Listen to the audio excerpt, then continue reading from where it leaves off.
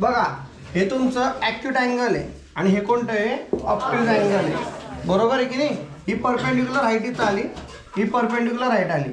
आता तुम्हाला फॉर्म्युला कसा लक्षात ठेवायचं आहे ते लक्षात घ्या.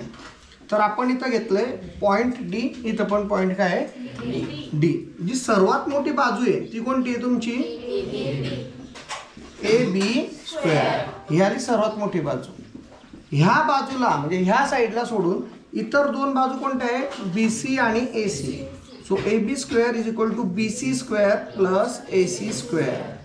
आणि इथं तुम्ही जर ऑब्झर्व केलं तर मायनस घेतो आपण. हे जे बी डी आहे हे काय घेतो आपण मायनस. आणि अजून एक ट्रिक अशी आहे की ॲक्यूट म्हणजे लघु, बरोबर. तर याच्यात जे कमी आलं आहे 90 डिग्रीपेक्षा त्याच्यात मायनस साईन घ्यायची.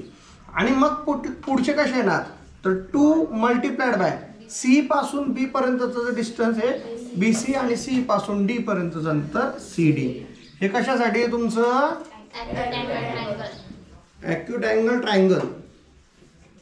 आता ऑब्ट्यूज अँगल ट्रायंगल विशाल कोन, काहीच फरक नाही.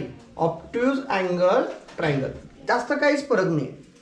परत सर्वात मोठी बाजू कोणती तुमची A B square is equal to. आता शांततेत बघा परत दोन इतर बाजू कोणती कोणती आहे ए सी आणि बी सी. तर मी लिहिताना लिहिलंय बी C square plus A C square. Obtuse म्हणजे विशाल म्हणजेच 90 डिग्रीपेक्षा जास्त प्लस. Very good. तर हे प्लस आलं 2 आलंय. आता परत सी महत्वाचं 2 पासून बी पर्यंतचं अंतर आणि परत सी डी. अशा प्रकारे तुम्ही हा फॉर्म्युला पाठ करू शकता.